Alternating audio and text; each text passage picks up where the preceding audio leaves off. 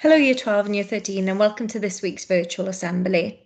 Lots of you would have already been thinking about Ukraine over the last week or so I thought it was important that we reflected on this as a sixth form as well. To start with, I'm actually going to ask you to pause the assembly and have a quick chat with those closest to you in form. So lots of us might have felt like we've learned more about Ukraine in the last week and a half than we probably have ever known, perhaps. So see whether you can discuss with the person next to you what the capital city is of Ukraine, how you would describe the design of its flag. And Ukraine actually borders 7 different countries. See how many of these you can name, and then press play again when you've had a chance to chat that through. So the capital city that you may have seen all over the news at the minute is Kiev. The flag then is kind of split into 2 colours. So the top half of it is blue and the bottom half of it is yellow. And as we said, Ukraine actually borders 7 different countries, and these include Russia, Belarus, Poland, Hungary, Slovakia, Romania, and Moldova. What's actually going on at the moment? I tried to leave this as late to record on Sunday evening as I could, because the situation is obviously permanently, constantly developing. Apologies if some of this information is already out to date, if more things have happened during the night and in the morning. But on BBC, they give quite an updated lowdown really on what's happening with the invasion of Russia into Ukraine. And so far, Russian troops have advanced on particular areas, obviously most of them closest to the Russian border.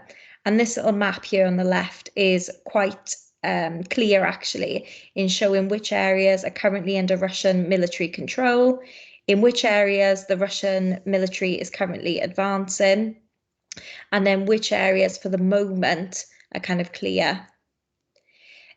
This is also, by the time you're watching the assembly, this would be day 12 of the invasion.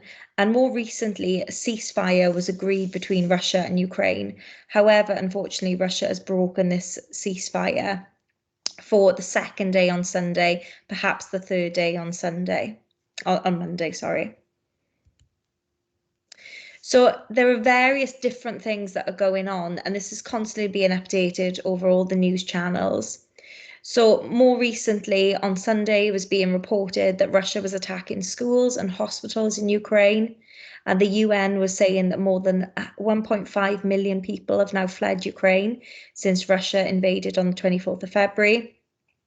You've then got particular crises going on in places such as Mariupol, where it's reported the fires, that there's no water, the bodies are being found in the street.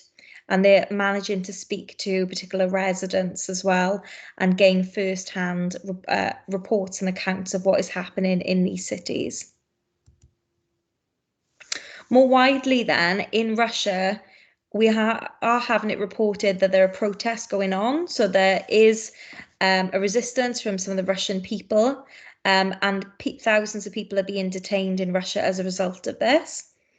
People have been held in 53 cities, from St. Petersburg in the west to Vladivostok in the east. So there are people protesting against this invasion all over the country in Russia, although at the moment it's unclear what truth Russia are actually having about the invasion.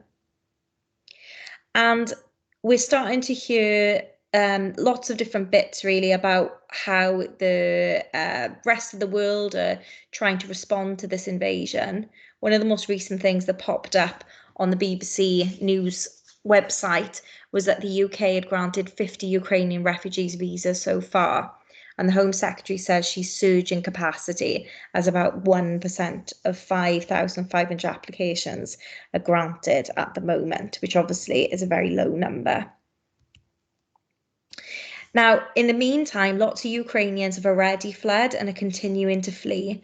And this is why the ceasefire was meant to be put in place, so that safe corridors could be made for Ukrainian people to escape if they needed to. Now, this is quite a useful little graphic as well, which is showing which countries Ukrainians seem to be fleeing to. There are actually some that are fleeing into Russia themselves. Obviously a number fleeing into Belarus as well, but quite a low number. Then you have an overwhelming number going into Poland, and then a high number as well going into other European countries. And then there are other neighbouring countries that are seen as a safety, Slovakia, Hungary, Romania and Moldova, some of those other neighbouring bordering countries. So why is this happening? This is a really complex question to ask, and there are obviously lots and lots of different reasons into this. This is quite a factual, historical look at why Russia would even have an interest in the first place in invading Ukraine. So I'm just going to hand over to this short CNN video, which somebody quite clearly kind of explained some of the history of why President Putin would even want to invade Ukraine in the first place. Let's have a little watch of this. To better understand the tensions between NATO and Russia over Ukraine, it's worth a glance at history and a good look at a map. In the Cold War, Europe was split more or less in two. The NATO countries in the west, Warsaw Pact under Moscow's dominance in the east. But post-Cold War, country after country wanted to join NATO, and it's moved up to Russia's borders. To understand why Russia feels nervous about that, a topographical map is useful. There's a mountain range running across Europe, the Carpathian Mountains. Now, from the Baltic Sea here to where the Carpathians start there, this is flat ground. And through that flat ground have come Napoleon and the French, Hitler and the Germans, and many others who've invaded Russia from that direction. And that makes Russia very nervous. Therefore, it seeks to either plug that gap by occupying it, or if not, where the ground opens up into flat ground, it wants to, at the very least, dominate it. In 2014, its reaction was to occupy and then annex Crimea, part of Ukraine, and its warm water port of Sebastopol, which gives the Russian fleet access out of the Black Sea into the Mediterranean, and from there onto the great ocean lanes of the world. It also fomented civil war in the Donbass region in order to create a small mini buffer zone. To understand Russia's strategy towards Ukraine, it's not just about the military aspects and the political aspects. It's important to understand the place that Ukraine has in Russia's heart, or in its psychology. Russian culture began in Kiev, and it's where what eventually became Russia was founded. I mean, it moved eastwards across to Moscow, but they still know in their collective imagination that the root of their culture is in the heart of Ukraine. And Putin wrote an essay pretty much about this, in which he doesn't recognize these lines on the map, these borders, because as far as he's concerned, Ukraine is part of Mother Russia. And that is a psychology that goes quite deep into the Russian collective memory. Large parts of the country are Russian speaking. There's the Slavic connection. And there's also the fact that many people are Russian Orthodox in their religious belief. So while, of course, great power politics and Russia's position vis-a-vis Western Europe, NATO, the Americans, and all the rest of it comes into this, this is from the heart, and it actually does play a role in Russian thinking. So I thought that was quite a useful basic video, really, to give a bit of background as to the reasons for, well, some of the reasons for the invasion. But like I said, it's a very complex topic. So it's not even just quite as simple as that, but it gives a bit of a basic overview. Okay, so what are other countries doing then around the world, including the UK? And do we think it's enough? Lots of countries are imposing things called sanctions on Russia and on neighbouring Belarus as well, because Belarus have kind of helped Russia really with providing them with another way in. Sanctions are penalties imposed on one country by another, and often the intention is to hurt their economic interests. Sanctions are really the main thing that other countries have done at the moment.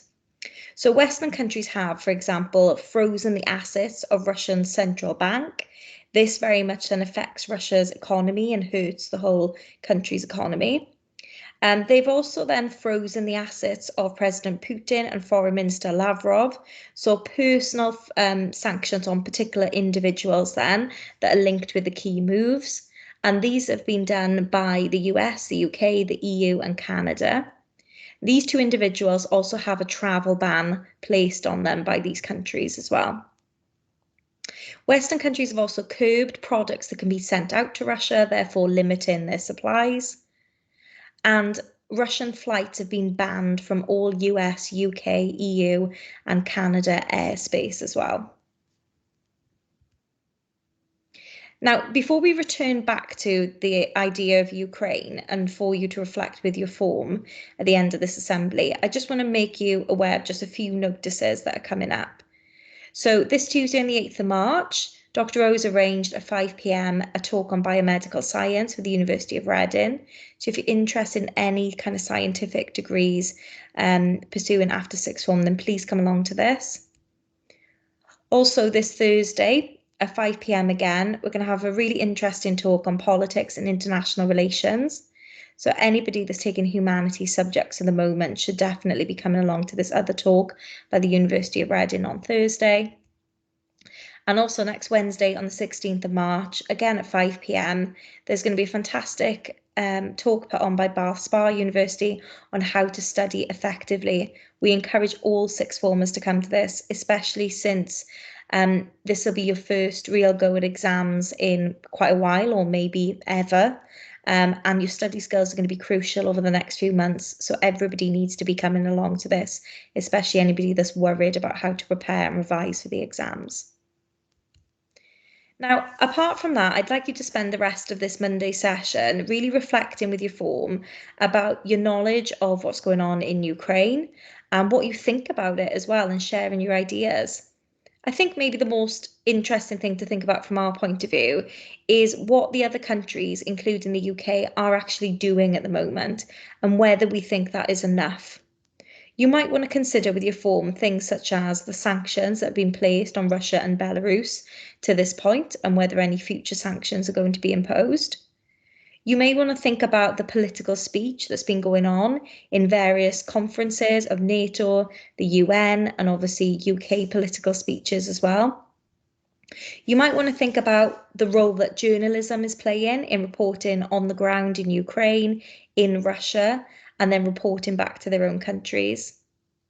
You might want to think about the idea of feet on the ground. Obviously, that is not something that is being considered at the moment, or at least not publicly considered anyway. Do you think that that is something that needs to happen from the perspective of other countries or not?